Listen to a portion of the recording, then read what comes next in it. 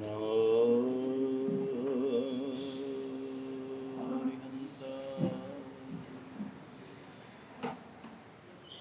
નમો સિદ્ધાય નમો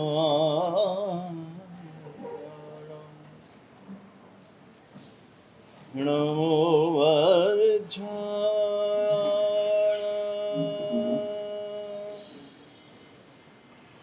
નમો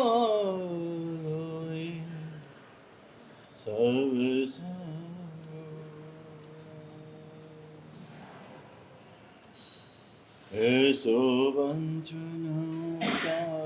સર્વભાવ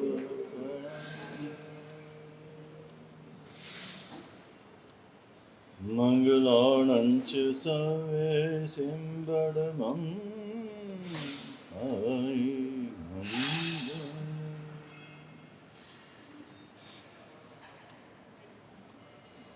જય જગજીવ જોડે વિહાણો જગગુરુ જગણો હો જગબંધુ જય જગત પિયામો જય સુયાણં ભવ તીર્થયારાણં વચિમો જય ગુરુલોગાણં જય મહાપ્રા મહાવીર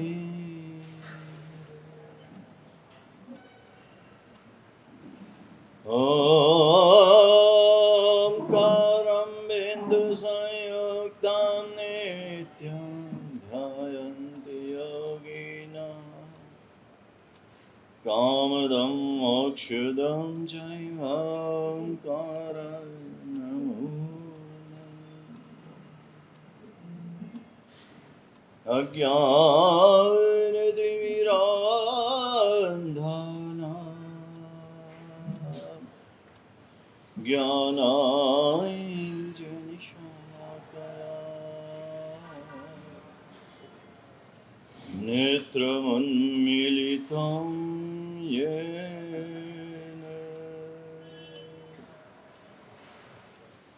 તસ્मै શ્રીગુરવે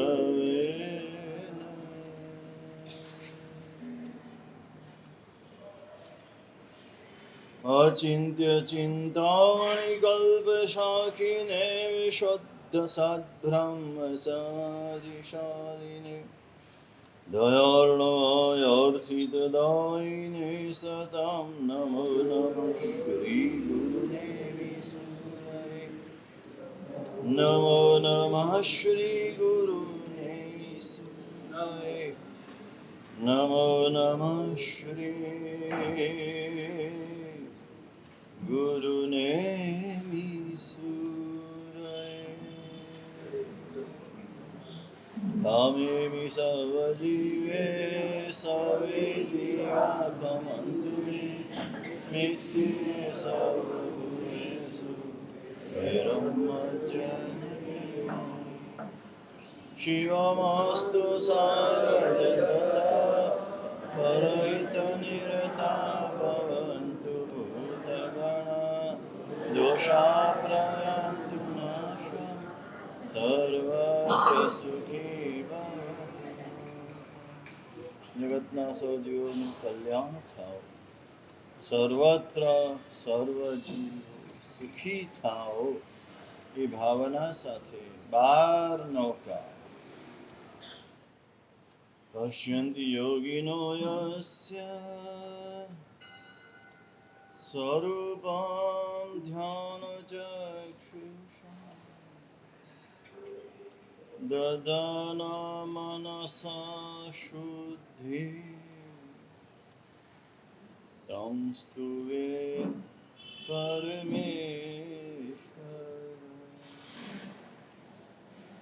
અનંતકારી શાસ્ત્રકાર ભગવાન ચારિત્ર સુંદરગણી મહારાજા આચારોપદેશ ગ્રંથમાં ભવ્ય જીવોને ઉદ્દેશ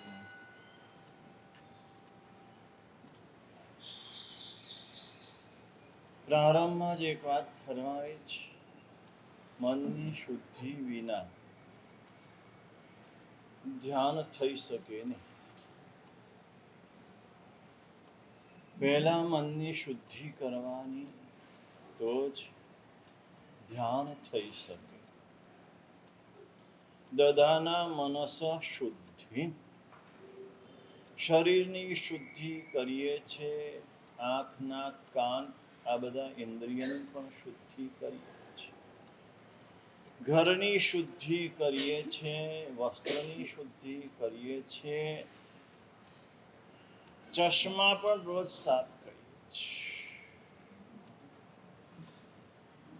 ઘરેણાને પણ ધોવડાવીએ છીએ. મનની શુદ્ધિ આજ સુધીમાં ક્યારે કરી? આટલા વર્ષોમાં જે રોજ રોજ કરવું જોઈએ એ ક્યારે પણ કર્યું નથી. રોજ મન સાફ થવું જોઈએ. ત્યારે શ્રી શ્રી રવિશંકરજી નામ સાંભળ્યું છે? નામ છે. એક જગ્યાએ કીધું છે, તમે શું કે કચરા ટોપલીને ઇંગ્લિશમાં ડસ્ટબિન. સાંજ પડે આ મનનો બધો કચરો ડસ્ટબિનમાં નાખે. એક ડસ્ટબિન આના માટે રાખો. આખા દિવસમાં જે મનમાં કચરો આવ્યો હોય, ક્યાંક ક્રોધ, ક્યાંક માન, ક્યાંક માયા, ક્યાંક લોભ, ક્યાંક આસક્તિ, ક્યાંક મમત્વ, ક્યાંક નિંદા, ક્યાંક કુથલી, ક્યાંક મિથ્યાત્વ, જે કચરો આવ્યો હોય, સાંજ પડે બધો કચરો કે કચરા ટોપલીમાં નાખી મન સાફ. મન ચંગા તો કથરોટ में ગંગા. મન જો સાફ છે તો તમારી પાસે જે પાણી છે ગંગા છે. મન સાફ કરવા ગંગા સુધી લાંબા થવાની જરૂર નથી. આ શ્રુત ગંગા છે.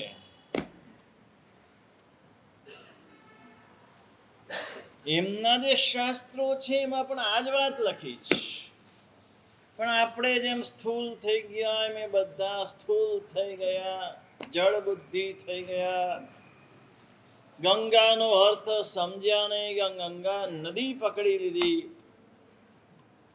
શરીરની શુદ્ધિ થાય, મનની શુદ્ધિ માત્ર ને માત્ર શ્રુત ગંગાથી થાય. એટલા જ માટે 12 પ્રકારના તપમાં પેલા સ્વાધ્યાય મૂક્યો, પછી ધ્યાન મૂક્યું. જો ક્રમ પણ યથાર્થ છે અને ક્રમ પ્રમાણે જ ચલાય.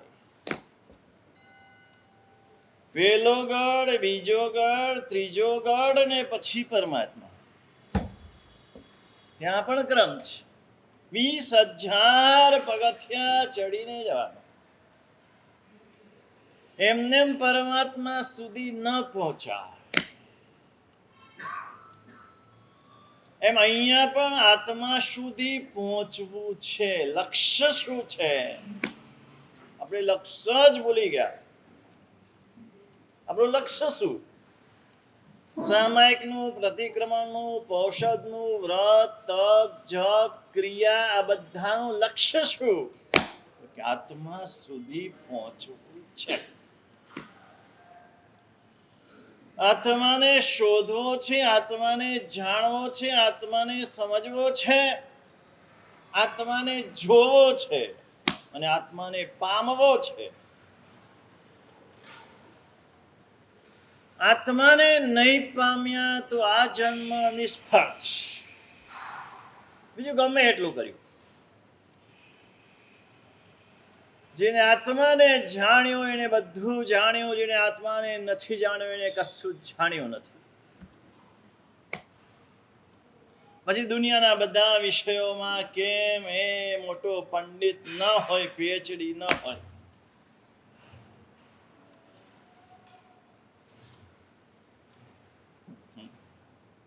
બધાએ કીધું હતું ને નાવિકે, એની નાવમાં બધા પંડિતો બેઠા હતા. તો વાતચીત ચાલી, ગંગા પાર કરવાની હતી. એટલે પેલા નાવિકને પૂછે છે કે ભાઈ તને ગીતા આવડે છે, તને મહાભારત આવડે છે, તને રામાયણ આવડે છે, તને સંસ્કૃત આવડે છે? નહીં, નહીં, નહીં, ના, ના, ના. એ કે તારો આખો જન્મ એણે ગયો, નકામો ગયો, ફોગટ ગયો, અને અચાનક તોફાન આવ્યું, નાવ હાલક ડોલક થવા લાગી. પેલો નાવિક કે તમને તરતા આવડે છે કે નથી આવડતું?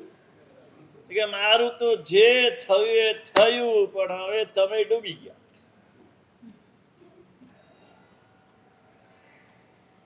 આખી દુનિયાનું જ્ઞાન છે, આત્માને જાણતા નથી. જેના માટે આ બધું કરવાનું છે. એક પ્રશ્ન પૂછું.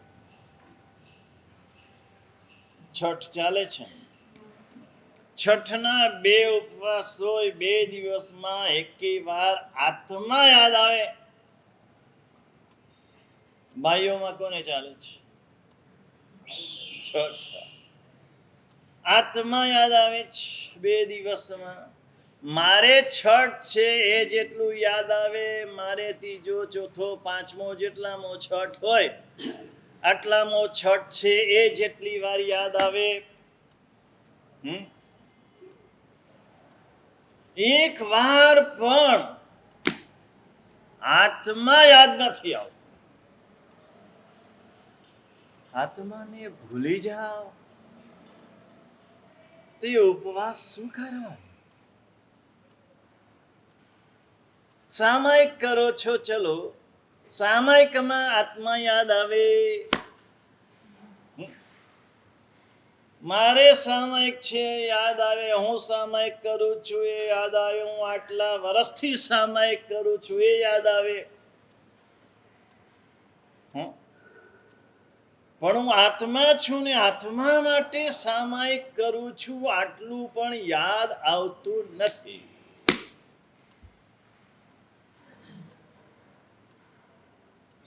જે કંઈ કરીએ છે બધું જ આત્મા માટે કરવાનું છે. બસ આત્મા માટે કરું છું આટલું યાદ રહેવું જોઈએ. પહેલું તો બધું થશે. તો તમારું સામાયિક પણ ધીરે ધીરે શુદ્ધ થશે, તો તમારો ઉપવાસ પણ શુદ્ધ થશે. કે આત્મા માટે કરું છું તો કેવો ઉપવાસ કરવાનો, આત્મા માટે કરું છું તો કેવું સામાયિક કરવાનું. હું આત્મા છું અને આત્મા માટે સામાયિક કરું છું, આત્માની શુદ્ધિ માટે સામાયિક કરું છું, આત્માની પુષ્ટિ માટે સામાયિક કરું છું, આત્માની શાંતિ માટે સામાયિક કરું છું. તો વિચારશે કે સામાયિક તો થઈ ગયું, હવે સામાયિક પારવાનો સમય થયો, પણ 48 મિનિટમાં મારા આત્માની શુદ્ધિ કેટલી થઈ, મારા આત્માની પુષ્ટિ થઈ કે નહીં, આત્માની શાંતિ થઈ કે અશાંતિ થઈ, આત્મા યાદ જ નથી આવતો, એ સૌથી મોટી તકલીફ છે. અને આત્માને ભૂલી જવો આપણો સૌથી મોટો અપરાધ છે. હું આત્મા છું, આ ભૂલી જવું આ સૌથી મોટું પાપ છે. મિથ્યાત્વ. શું છે? મિથ્યાત્વ છે. હું આત્મા છું, હું કેતન નથી, અને હું એમ કહું કે હું તો કેતન છું. જે નથી એ માનવું, જે છે ન માનવું, એનું નામ મિથ્યાત્વ. અને આપણે જાણીએ છીએ 18 પાપસ્થાનકમાં સૌથી મોટું પાપ હોય તો મિથ્યાત્વ શલ્ય છે. બધા પાપોનો બાપ છે. એમાંથી બધા પાપો ઊભા થાય. આ મિથ્યાત્વ ટાળવું હોય, આ સંકેતમાં આવવું હોય તો આ જરૂરી છે. મનની શુદ્ધિ પણ આત્મા સુધી પહોંચવા માટે કરવાની છે. મનના માધ્યમથી આત્મા સુધી પહોંચવાનું છે. અત્યારે મન શરીર સાથે, ઇન્દ્રિયો સાથે, પદાર્થ સાથે, બીજી વ્યક્તિઓ સાથે જોડાયેલું છે. હા, પૂતગલ જ છે. પૂતગલ સાથે જોડાયેલું છે અને આત્મા સાથે જોડવાનું છે. એનું જોડાણ પેલાથી કટ થઈને આત્મા સાથે જોડવું હોય તો મનને શુદ્ધ કરવું પડે. મનની શુદ્ધિ એના માટે કરવાની છે. મનની શુદ્ધિ મન કરે કે આત્મા કરે? મનની શુદ્ધિ મન જ કરે. મન દ્વારા જ કરવાની છે. એક સરસ મજાનો દુઓ છે. ધન પવિત્ર તીર્થ ગયે. ધન અપવિત્ર ધન આવી ગયું, મેળવવાનું નથી. અનીતિથી, અપ્રામાણિકતાથી, લુચ્ચાઈ કરીને, ઠગાઈ કરીને, સાચું ખોટું કરીને ધન મેળવવાનું નથી. આવી ઈચ્છા ક્યારે પણ કરે નહીં શ્રાવક. નીતિપૂર્વક જ ધન મેળવે. અનીતિનો 1 રૂપિયો પણ એની પાસે આવવો ન જોઈએ એનો ખ્યાલ રાખે. અને છતાં કંઈક આવી ગયું તો એ ધનને પવિત્ર કરવા માટે તીર્થયાત્રા છે અને તીર્થમાં ધન વાપરે એમ લખ્યું છે. તીર્થ કયું તો કે સ્થાવર તીર્થ અને જંગમ તીર્થ. ચતુર્વેશ્રી સંગે જંગમ તીર્થ છે અને બાકી બધા શત્રુંજય, ગિરનાર વગેરે સ્થાવર તીર્થ છે. આમાં ધન વાપરે તો ધન પવિત્ર થાય, પણ ફરીથી અનીતિ નહીં કરવાના સંકલ્પ સાથે વાપરે તો.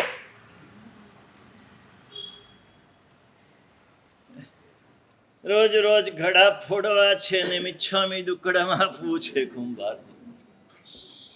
એવી દશા છે આપણી.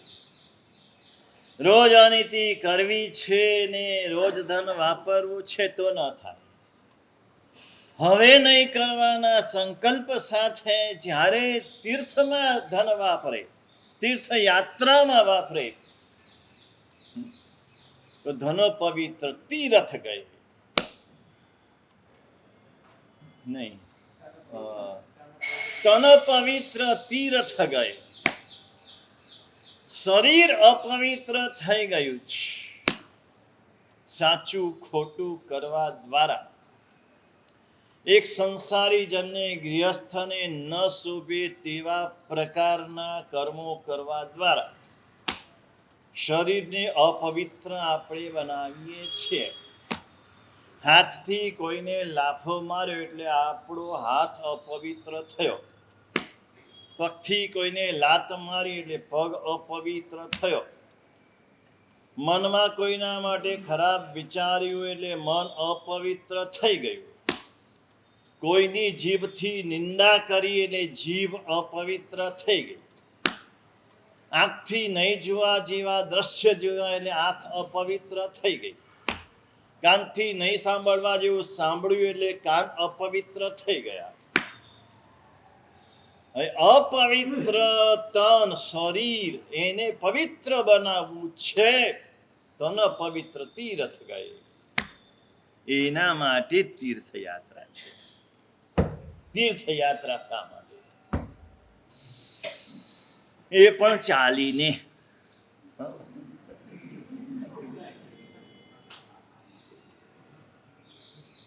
સ્પષ્ટતા કરવી પડે પાછી. હવે તો ખુલ્લા પર હા, તો ઉત્તમ, શ્રેષ્ઠ. એટલે તમારી ગાડી છે કે અહીંયા અંદર સુધી આવી જાય, ભગવાન સુધી, ને સીધા દેરાસરમાં જાવ એ નહીં. નવામાં મોબાઈલ વગર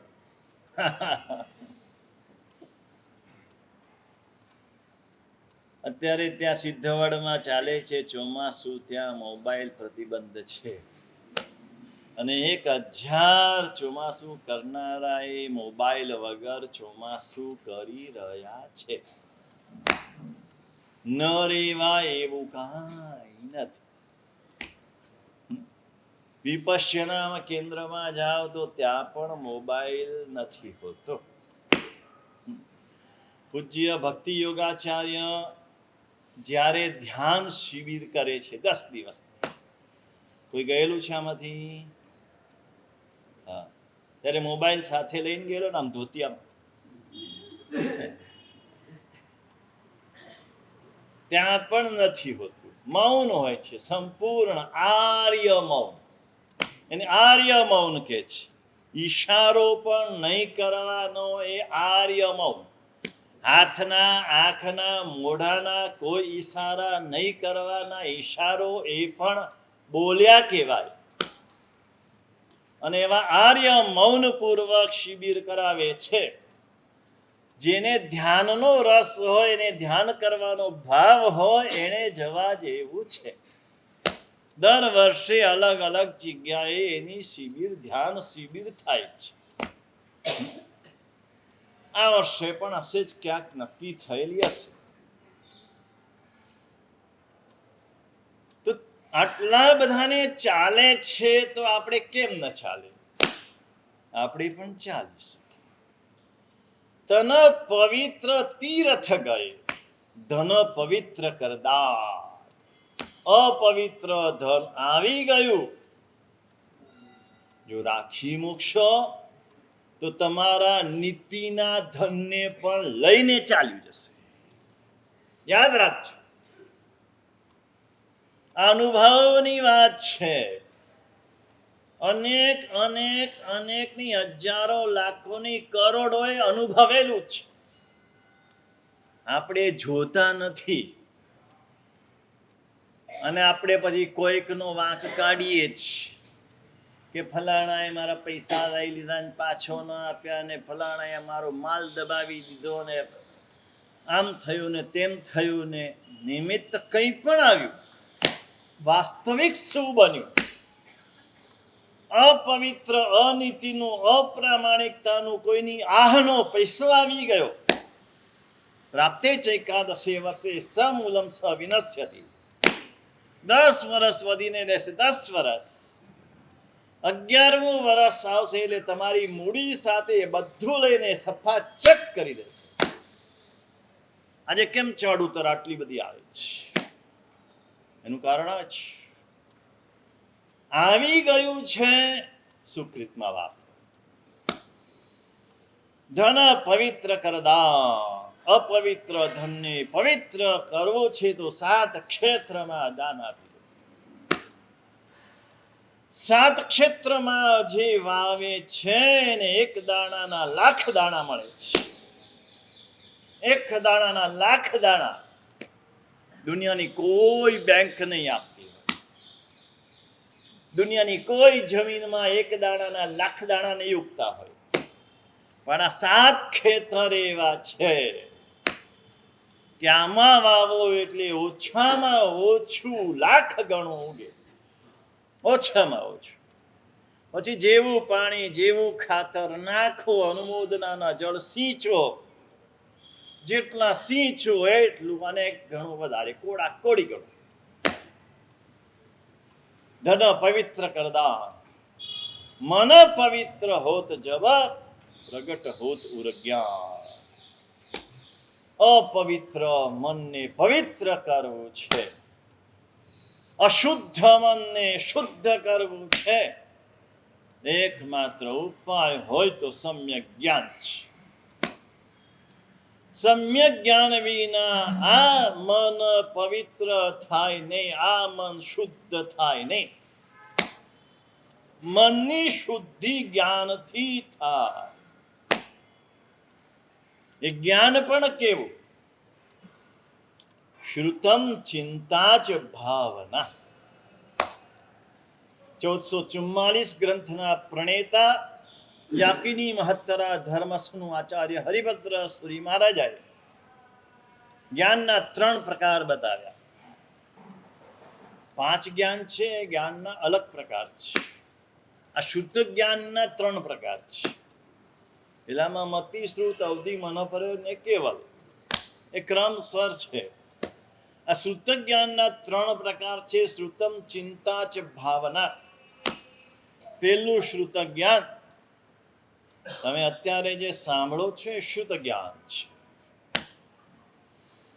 જીનવાણી સાંભળવી, જીનવાણી લખવી, જીનવાણી વાંચવી એટલે ગ્રંથોનું વાંચન કરવું. શાસ્ત્રીય ગ્રંથો, શાસ્ત્રકારોના ગ્રંથો, કથા વાર્તાના પુસ્તકો નહીં. કથાનું યોગ વાંચો તો અલગ છે અને કથા વાર્તાના પુસ્તકો અલગ છે. મોહનલાલ ચુનીલાલ ધામીની વાર્તાઓ વાંચો તો એ શુદ્ધ જ્ઞાન નથી.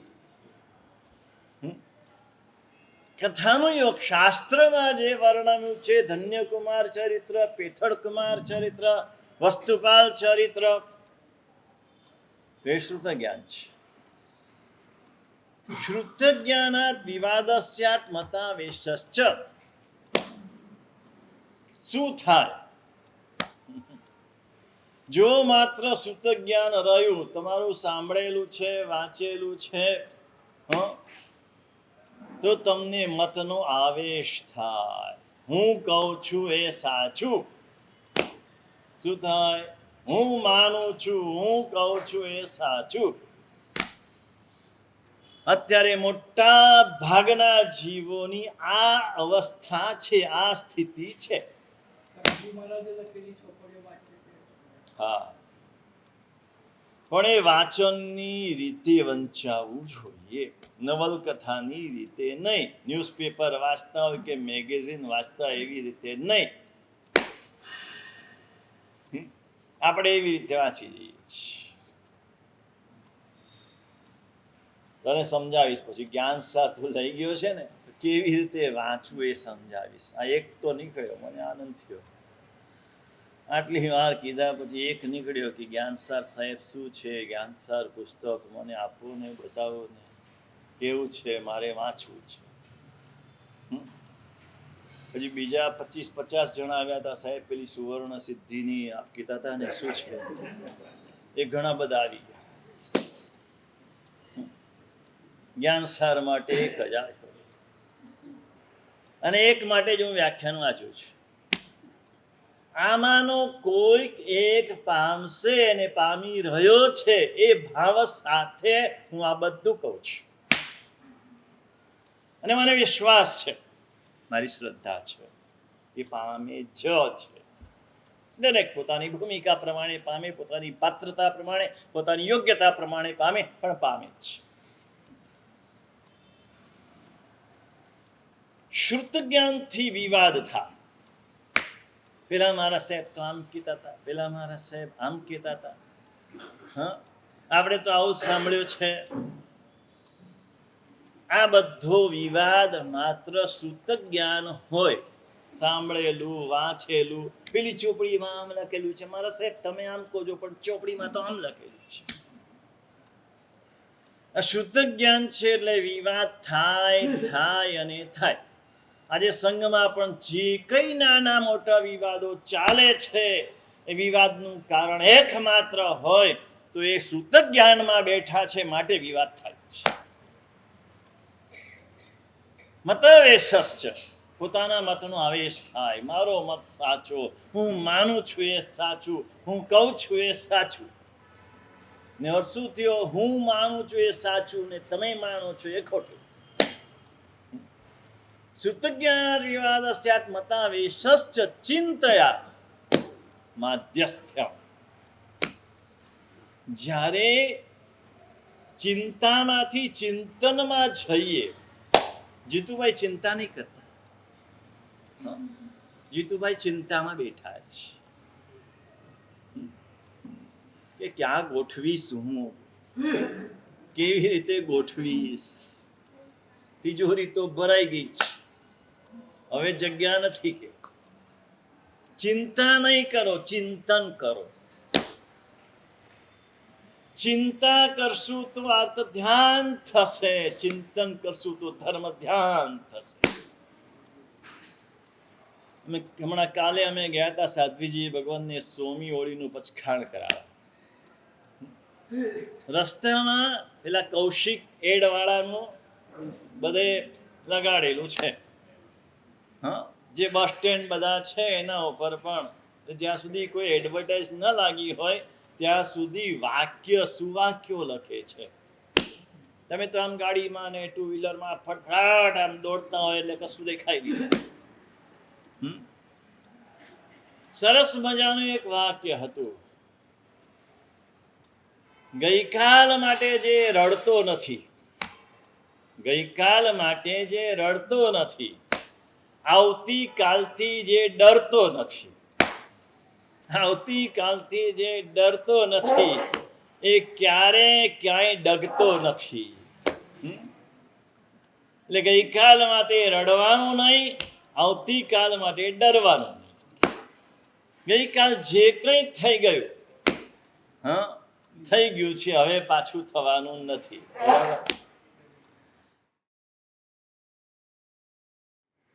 ને શાસ્ત્રમાં એમ લખ્યું છે કે ગઈકાલનો અહમ નહીં, હા ભૂતકાળનો અહમ હોય છે, વર્તમાનનું મમ હોય છે અને ભવિષ્યની ચિંતા હોય છે. એ અહમ ન જોઈએ, મમ ન જોઈએ ને ચિંતા પણ ન જોઈએ. ક્યારે થાય? ચિંતન થાય તો.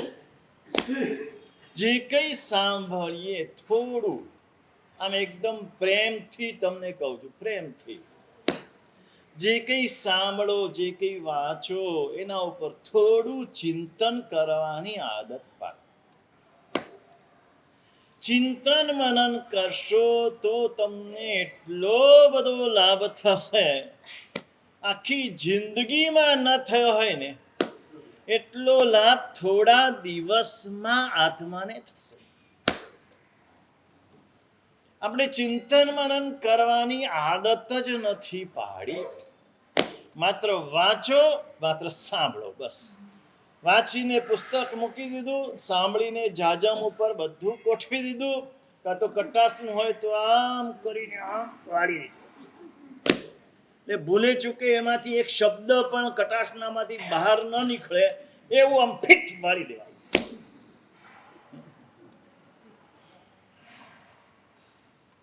સાંભળેલા ઉપર આખા દિવસ એક સમય એવો રાખો, ચિંતન કરો. ચિંતાને ચિંતનમાં ફેરવી દો. જે પણ તમારી ચિંતા હોય એ ચિંતાને ચિંતનમાં ફેરવી દો.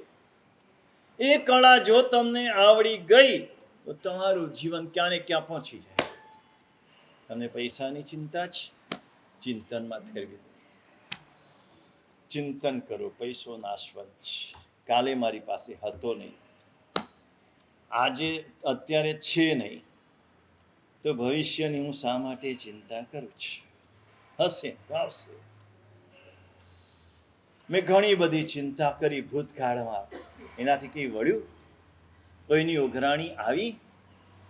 હા, મારા ઘર માટે મેં કેટલી ચિંતા કરી, કંઈ થયું? જ્યારે થવાનું હતું ત્યારે જ થયું. શા માટે? આ ચિંતન કરવાની આદત. આ ચિંતન કરશો તો તમારું મન એટલું બધું શાંત થઈ જશે, આજે અશાંતિ બધી ચાલી જશે. ગઈકાલે એક મા અને દીકરી બે આવ્યા હતા. દીકરીને કંઈક એક્ઝામ આપવાની છે, નીટની એક્ઝામ હોય ને. હા, પહેલા આપી હતી તો એને કંઈક ઓછા માર્ક્સ આવ્યા હતા. 600 આવવા જોઈએ, 600 ઉપર. એની બદલે 500 આસપાસ આવ્યા હતા. એટલે ફરી વાર આપે છે. તો એટલી બધી પેનિક હતી, એની ચિંતા હતી, એને શું થશે, આવશે કે નહીં આવે, કેમ થશે, શું થશે. હજુ વાર છે તારે, અત્યારથી ચિંતા શા માટે કરે છે? તું મહેનત કર, તારા હાથમાં એ છે. પહેલા કેમ ઓછા માર્ક્સ આવ્યા, મેં ક્યાં ભૂલ કરી, એ ભૂલ કેવી રીતે મારે સુધારવી, હા, શું મારે સેના ઉપર વધારે ધ્યાન આપવું, આ મહેનત કરવી આપણા હાથમાં છે, ફળ આપણા હાથમાં નથી. અને તું ઊંધું જે વિચારે છે કે ઓછા માર્ક્સ આવશે તો શું થશે, મને સરકારી પેલી હોસ્પિટલમાં એડમિશન નહીં મળે, હા, સારી કોલેજમાં નહીં મળે તો શું થશે, એવું શું કામ વિચારે છે? તું એવું વિચાર કે મારે 600 માર્ક્સ જોઈએ છે તો 600 ઉપર આવશે જ, 600 ઉપર જ આવશે.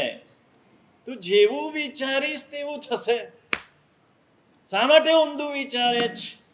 અને 600 ઉપર આવશે અને મને સરકારી હોસ્પિટલમાં જ મળી જશે, મારે જેમાં જોઈએ છે એમાં જ મળી જશે. તું એવું વિચારીશ તો એવું જ થશે. ચિંતાની જગ્યાએ ચિંતન કરવાની ટેવ પાડો.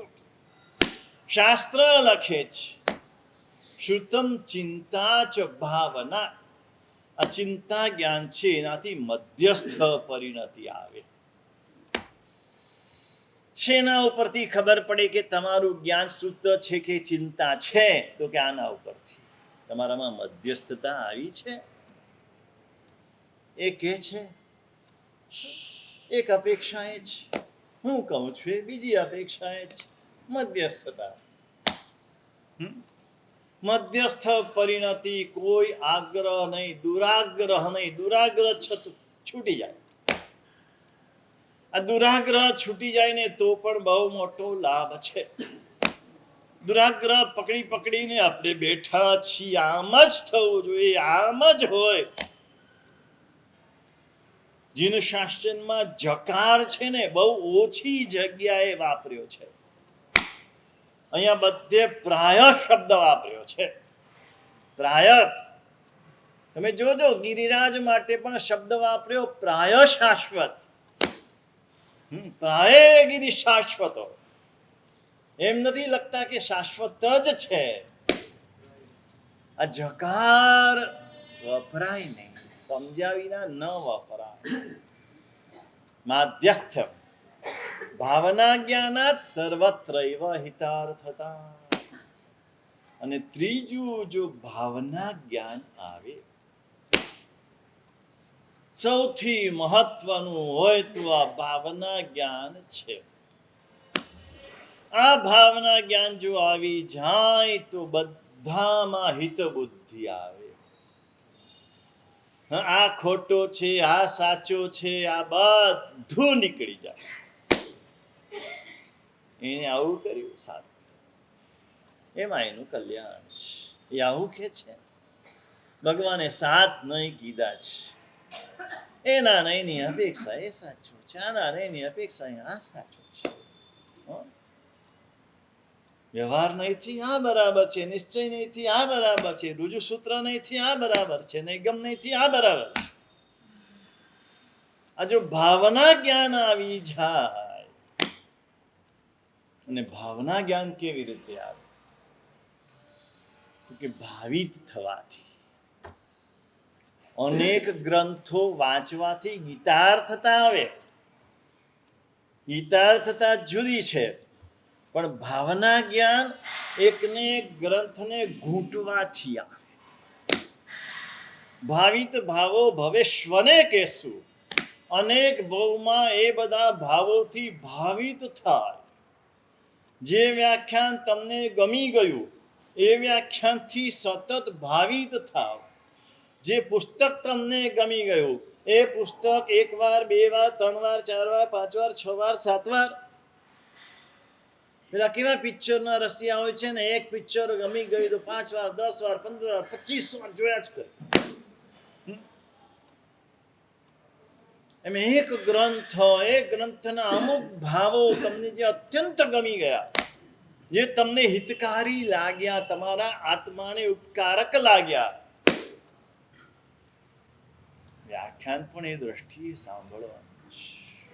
આમાં મને ઉપકારી શું છે, મને હિતકારી શું છે, મને કયા દોષો સતાવે છે, એ દોષો દૂર કરવા માટે કયા વચનો ઉપયોગી છે, મારે કયા ગુણો લાવવાના છે, એ ગુણો લાવવા માટે આ જીનવાણીમાંથી કયા વચનો મને લાભ કરશે, આ બરાબર પકડવાનું છે. આપણને પકડવાનું પકડતા આવડતું. કંઈક નવું સાંભળ્યા, આ તો પહેલી વાર સાંભળ્યો, પણ પાછું જોડે પેલા કહી દે, આ તો સાંભળેલું હતું, આ પહેલી વાર સાંભળ્યું. આ સાંભળેલું હતું એ કહેવાની તારે જરૂર શું હતી? મને કહેશો જેના માટે એને કીધું કે આ સાંભળેલું હતું? પોતાનો અહંકાર બતાવવા માટે, પોતાનું જ્ઞાન બતાવવા માટે. અજ્ઞાન બતાવવું છે, પણ અજ્ઞાન એટલું નથી બતાવવું કે હું કાંઈ જાણતો નથી, આટલું તો જાણું જ છું. આ જ પરમ અજ્ઞાન છે, આ જ પરમ અજ્ઞાન છે. હું જાણું છું એ વાક્ય અજ્ઞાનમાંથી જન્મે છે. જ્ઞાની હોય તો એમ જ કે કાંઈ જાણતો નથી, કાંઈ ખબર નથી, કશું જ જાણતો નથી. નથી મોક્ષને જાણતો, નથી આત્માને જાણતો, નથી કર્મને જાણતો, નથી પુણ્યને જાણતો, નથી પાપને જાણતો. શું જાણ્યું મેં? શું જાણ્યું? ન પાપને પૂરી રીતે જાણું છું, ન પુણ્યને પૂરી રીતે જાણું છું, તો જાણ્યું શું મેં? પાપને પુણ્ય માનું છું, પુણ્યને પાપ માનું છું. આ મારી દશા છે. જે જાણવા જેવું છે કશું જાણ્યું નથી. ભાવના જ્ઞાન એક ને એક શાસ્ત્ર લખે છે. નિર્વાણ પદમપ્યેકમ ભાવ્યતે યન્મુહુર્મુહુ તદેવ જ્ઞાનમ ઉત્કૃષ્ટમ નિર્બંધો નાસ્તિ ભૂયસા. માત્ર એક નિર્વાણ પદ. કયું? ખાલી નિર્વાણ શબ્દ. વારંવાર વારંવાર વારંવાર ભાવિત થાય, ભાવિત થાય, ભાવિત થાય. એ જ ઉત્કૃષ્ટ જ્ઞાન છે. ઉત્કૃષ્ટ જ્ઞાન શબ્દ વાપર્યો છે. આજે આપણે જ્ઞાનની વ્યાખ્યાઓ બદલી કાઢી છે. શાસ્ત્ર કથિત વ્યાખ્યા આપણે કહેતા જ નથી. બસ જે અનેક પ્રકારના પદાર્થો આપણી સામે આમ રજૂ કરે, નવી નવી વાતો આવે ને, નવી નવી કથાઓ આવે ને, જાત જાતની શાયરીઓ આવે ને, જાત જાતના દુહાઓ આવે. મારા શાયરી વાળા મારા છે, આવ્યા નથી. એટલે કે મહારાજ બહુ જ્ઞાની છે. જ્ઞાની કોણ? ખાલી એક નમો હરિહંતાણમ 7 અક્ષર ઉપર 4 મહિના વ્યાખ્યાન કરી શકે જ્ઞાની છે. આડું અવડું ગયા વિના પાછું. માત્ર 7 અક્ષર ઉપર જ. નમો સિદ્ધાણમ પણ ના આવે એમાં, અને 105 નમોકારો પણ ના આવે. માત્ર નમો હરિહંતાણમ 7 અક્ષર ઉપર. એકવાર એવું થયું હતું, ગુરુ ભગવાન ચાતુર્માસ હતા. રાજાને કોઈકે ચડાવ્યા અને રાજા વાજા વાંદરા બધા સરખા ચડાવ્યા ચડી જાય એટલે એને કીધું તમે વિહાર કરી જાઓ. તો રાજાનો આજ્ઞા છે એટલે માનવી તો પડે, પણ આચાર્ય ભગવાન અનુભવી, અહીં અનુભવીનું જ કામ છે, બધા પંડિતોનું કામ નથી. પંડિતો બોલે ને તો કે સમજણ જ ન પડે આપણને, હોય જ્ઞાની પણ સમજણ જ ન પડે તો શું કરવાનું. એટલે મારા સાહેબે કીધું ભાઈ જુઓ હમણાં અમારે આ નમો યંત્રણમ એટલે નવકાર ઉપર વ્યાખ્યાન ચાલે છે, આ બધાની ભાવના છે નવકારનું વ્યાખ્યાન પૂરું કરો, એટલે જ્યાં સુધી નવકારનું વ્યાખ્યાન ચાલશે ત્યાં સુધી રહેશું. એટલે પેલા જેણે ચડાવેલા એને પૂછ્યું ભાઈ બરાબર છે? તો કે આ નવકાર તો 68 અક્ષરનો છે, 9 પદ છે, 8 સંપદા છે, કેટલું ચાલશે? કઈ વાંધો નહીં.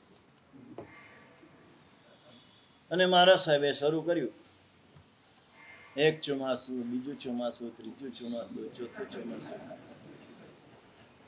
12 વર્ષ સુધી નવકાર ઉપર જ વ્યાખ્યાન ચાલે. 12 વર્ષ પાછું આડું અવળું ગયા વિના પેલો તપાસ સતત કરે, વ્યાખ્યાનમાં આવે, સાંભળે કે નવકાર ઉપર જ ચાલે છે ને, તો બરાબર 68 અક્ષરની બહાર જવાનું નહીં, અને 12 વર્ષ ચલાવે. જેને પન્યાસ ભદ્રંકર વિજયજી મહારાજનો પરિચય હોય, કોઈને અભયસાગરજી મહારાજનો પરિચય હોય, કોઈને કલાપુરના સુરી મહારાજનો પરિચય હોય, કોઈને મહારાષ્ટ્રના યશોદેવ સુરી મહારાજનો પરિચય હોય કે એમના પુસ્તકનો પરિચય હોય, ખરો આમાં કોઈને? ખરો કોઈને આમાં કોઈને? આટલા નામ બોલ્યો એમાંથી 4 નામ બોલ્યો એમાંથી કેટલો પરિચય? એમનું વ્યાખ્યાન સાંભળેલું બરાબર, એમનું પુસ્તક વાંચેલું નહીં. આ બધા મહાપુરુષો એમણે આજે પણ નવકાર ઉપર એટલું બધું ચિંતન રજૂ કરેલું છે, ગ્રંથોના ગ્રંથો ભરાય. પોતે કરોડો નવકાર ગણ્યા છે, કરોડો, કેટલા કરોડ કઈ ગણતરી નહીં. આ 4 નામ બોલ્યું ને આ બધાની વાત છે. એ 2 મિનિટમાં આખી નવકાર વાળી 108 નવકાર ગણાતા હતા 2 મિનિટ. બસ અંદર અજપા જાપ ચાલે, સતત ચાલતો, સતત. એટલું બધું મન છે ને બહુ ફાસ્ટ છે, જીભથી બોલીએ એટલે વાર લાગે છે, મનથી બોલો તો વાર ન લાગે. આજે પણ આ સ્થિતિ છે ચિંતનની. ગોખેલું હોય તો બોલી જાય એટલે આમ પૂરું થઈ જાય. હા, 1 કલાક વાંચવાનું હોય એટલે 1.5 કલાકનું ગોખ્યું હોય ને 1.5 કલાકમાં તો પૂરું થઈ જાય. પછી હવે શું ચલાવવું એ પ્રશ્ન થાય. હે, આવું થાય. એ તો ઉભા થઈને બોલે દિલીપભાઈ એટલે ખબર પડે છે, આમ તપ થઈ જાય.